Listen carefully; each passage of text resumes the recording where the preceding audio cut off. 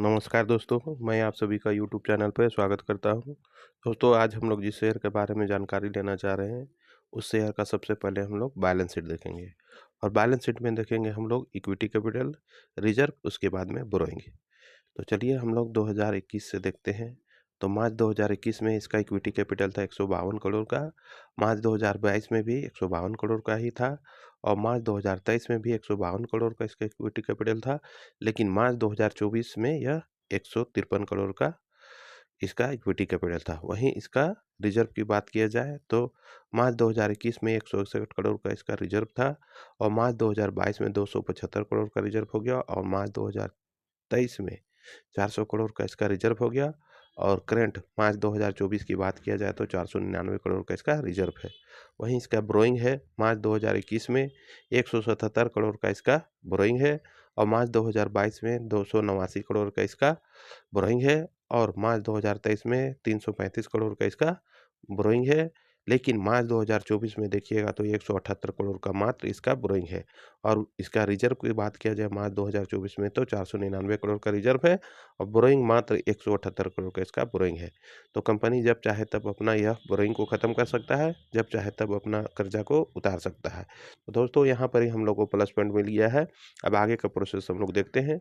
हम लोग आगे पहुँच गए हैं प्रॉफिट एंड लॉस पे। तो यहाँ हम लोग सेल्स देखेंगे और नेट प्रॉफिट देखेंगे। तो मार्च 2021 में इसका सेल्स था 411 करोड़ का, वहाँ से बढ़कर मार्च 2022 में 1194 करोड़ हो गया और वहाँ से भी बढ़कर मार्च 2023 में 1448 करोड़ का इसका सेल्स हो गया और मार्च 2024 में 1448 करोड़ का इसका सेल्स हो गया और करंट में देखिएगा तो 1434 करोड़ का है। तो थोड़ा-सा ऊपर-नीचे हुआ है, 1-2 क्वार्टर में थोड़ा-सा ऊपर-नीचे हुआ है। तो डरने घबराने की कोई बात नहीं है, बहुत ज़्यादा नहीं हुआ है, 2-4 मतलब 10, 20, 50 करोड़ का इधर-उधर हुआ है। तो अब इसका हम लोग नेट प्रॉफिट देखेंगे। तो मार्च 2021 में इसका नेट प्रॉफिट है 27 करोड़ का इसका नेट प्रॉफिट है और मार्च 2022 में देखिएगा तो 109 करोड़ का इसका नेट प्रॉफिट हो गया और मार्च 2023 में 117 करोड़ का इसका नेट प्रॉफिट हो गया और मार्च 2024 की बात किया जाए तो 89 करोड़ का इसका नेट प्रॉफिट हो गया। फिर वहाँ से थोड़ा-सा फिर कम हो गया, करंट में देखिएगा तो 83 करोड़ का इसका नेट प्रॉफिट है।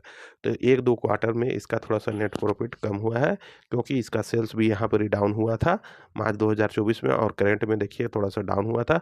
मार्च 2023 में 1484 करोड़ का इसका सेल्स था, लेकिन मार्च 2024 में 1448 करोड़ का हो गया, फिर करंट में देखिएगा तो 1434 करोड़ का है। उसी तरह से मार्च 2023 में इसका नेट प्रॉफिट था 117 करोड़ का, फिर वहाँ मार्च 2024 में 89 करोड़ का इसका नेट प्रॉफिट हो गया और वहाँ से भी घटकर करंट में देखिएगा तो 83 करोड़ का इसका नेट प्रॉफिट है। तो सेल्स घटा दोस्तों, तो इसका नेट प्रॉफिट भी घट गया। तो चलिए अब आगे का प्रोसेस देखते हैं इसमें कौन-कौन से हैं। तो इसमें प्रमोटर्स है, एफआईएस है, डीआईएस है और पब्लिक है। तो चलिए हम लोग दिसंबर 2023 में अगर प्रोमोटर्स का होल्डिंग देखेंगे तो 73.88% का होल्डिंग है और मार्च 2024 में देखिएगा तो 73.88% का ही है। लेकिन जून 2024 में 73.87% का होल्डिंग है और सितंबर 2024 में देखिएगा तो 73.87% है। तो 0.1% का इसमें होल्डिंग थोड़ा-सा कम हुआ है, इसलिए कुछ डरने घबराने की बात नहीं है। वहीं एफआईएस का होल्डिंग देखिएगा तो दिसंबर 2023 में एफआईएस का होल्डिंग है 5.94%, वहाँ से घटकर मार्च 2024 में 5.22% का होल्डिंग रह गया। लेकिन जून 2024 में 5.94% फिर हो गया इसका होल्डिंग, लेकिन सितंबर में थोड़ा-सा घटकर 5.67% है। तो 0.03 20-30% का इधर-उधर हेर-फेर है। अब आगे देखिएगा हम लोग डीआईएस का होल्डिंग देखेंगे। तो दिसंबर 2023 में 7.07% का होल्डिंग है डीआईएस का और मार्च 2024 में देखिएगा तो 7.79% का होल्डिंग है। वहाँ से बढ़कर जून 2024 में 9.44% का होल्डिंग हो गया और सितंबर 2024 में देखिएगा तो 11.81% का होल्डिंग है। तो धीरे-धीरे डीआईएस अपना होल्डिंग को बढ़ाते ही जा रहा है। वहीं पब्लिक का होल्डिंग देखिएगा तो दिसंबर 2023 में 13.12% का होल्डिंग है और मार्च 2024 में 13.10% का होल्डिंग है। उसके बाद में जून 2024 में देखिएगा तो 13 से घटकर 10.76% है। वहाँ से भी घटकर करंट सितंबर 2024 में देखिएगा तो 8.66% का होल्डिंग है। तो पब्लिक का होल्डिंग धीरे-धीरे यहाँ कम होते जा रहा है। एफआईएस और डीआईएस का होल्डिंग कंटिन्यू बढ़ते ही जा रहा है। तो इसलिए हम लोग को एक यहाँ पर अच्छा संकेत मिल गया है। अब चलिए हम लोग आगे का प्रोसेस देखते हैं, क्या नाम है, कितना पे ट्रेड कर रहा है, वगैरह सब जानने के लिए हम लोग स्क्रीन पे चलते हैं।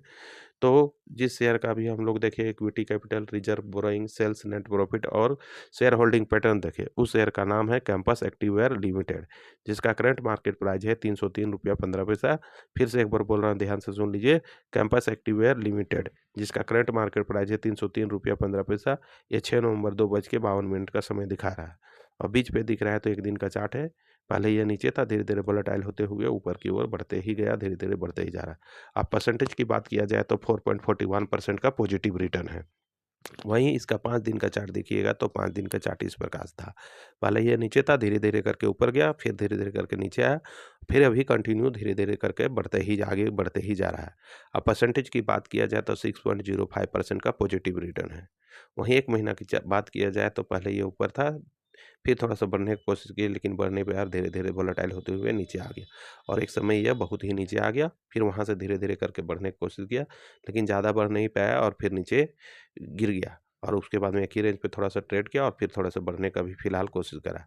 अब परसेंटेज की बात किया जाए तो -2.21% का नेगेटिव रिटर्न है। वहीं 6 महीना की बात किया जाए तो 6 महीना में इसका चार्ट इस प्रकार से था। पहले ये धीरे-धीरे नीचे था, धीरे-धीरे वोलेटाइल होते हुए ऊपर गया, फिर थोड़ा-सा हल्का-सा डाउन हुआ और फिर बहुत ज़्यादा एक बार ही बढ़ गया। लेकिन ज़्यादा देरी वहाँ ऊपर में टिकने नहीं पाया और धीरे-धीरे होते हुए वोलेटाइल हुए नीचे आ गया और एक ही रेंज पे ट्रेड कर रहा है।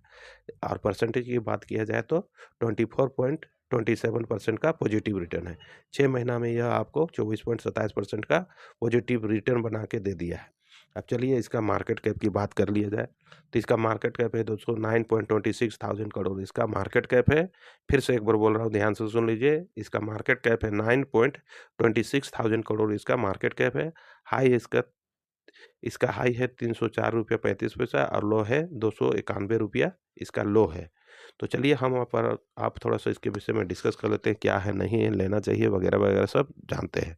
तो दोस्तों ये जो शेयर है बहुत बढ़िया शेयर है, क्योंकि इसका कंटिन्यू रेवेन्यू इसका कंटिन्यू बढ़ रहा है, बोरोइंग इसका धीरे-धीरे कम हो रहा है, सेल्स कंटिन्यू बढ़ते ही जा रहा है, नेट प्रॉफिट भी बढ़ते जा रहा है। और प्रमोटर्स का होल्डिंग की बात किया जाए तो प्रमोटर्स यहाँ 73.46% 56% ऐसा है, मतलब 74% का होल्डिंग लगभग प्रमोटर्स का है। और इसमें एफआईएस का भी होल्डिंग अच्छा खासा होल्डिंग है, 5 पॉइंट कुछ है, और डीआईएस का भी होल्डिंग है, 10-11% का लगभग होल्डिंग है डीआईएस का। तो उस प्रकार से यह इसमें बनाए हुए हैं, एफआईएस और डीआईएस अपना होल्डिंग को बनाए हुए हैं और प्रमोटर्स का भी अच्छा खासा होल्डिंग है। उस अंदाज पे जब भी आपको इस शेयर गिरावट में मिले या फिर 2-4% पे डाउन में मिले तो इस शेयर को बाय करके होल्ड कर लेना चाहिए दोस्तों। लेकिन बाय करने और होल्ड करने से पहले मैं कहना चाहूँगा कि आप अपने से रिसर्च कर ले, अपने से ठोक बजा के देख ले, तो उसके बाद में ही बाय कीजिएगा। वैसा करने से आपको फाइनेंशियल नहीं होगा।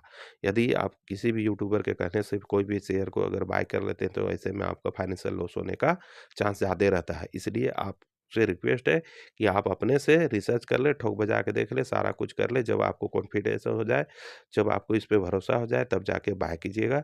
तब आने वाले समय में अगर यह शेयर गिर भी जाता है तो आपको उस पे कॉन्फिडेंस रहेगा और इसको आप सेल नहीं कीजिएगा, बल्कि होल्ड करके रखिएगा और गिरावट मिले तो और इस पे बाय करके रखिएगा।